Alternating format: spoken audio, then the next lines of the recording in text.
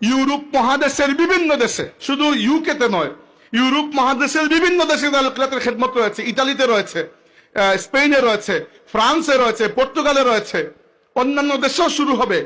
ইউকেতে তো আছেই, তারপরে আমেরিকায় রয়েছে, কানাডায় রিসেন্টলি আল ইসলার কমিটি হয়েছে, ওইখানে দারুল কিরাত শুরু হবে। আমার সাথে যোগাযোগ তারা করেছেন, দারুল কিরাতের খেদমত শুরু হবে। এছাড়া অন্যান্য দেশেও দারুল কিরাতের খেদমত, ভারতে, পার্শ্ববর্তী ভারতেও দারুল কিরাতের খেদমত রয়েছে। এই যে 40-এর দশক থেকে আজ 2025 সাল চলছে, এই 80 বছরের থেকে বেশি সময় আল্লাহর বান্দার শুরু করা একটা প্রতিষ্ঠানের মাধ্যমে যত লক্ষ মানুষ কুরআন শরীফ বিশুদ্ধ করে তিলাওয়াত করতে শিখেছেন এবং অন্যকে শিখিয়েছেন, এই খেদমতের কারণে আমরা হুলতুলি সাহেব কিবলা রহমতুল্লাহি আলাইহিকে যুগের মুজাদ্দিদদের মধ্যে একজন মুজাদ্দিদ কি বলতে পারি না?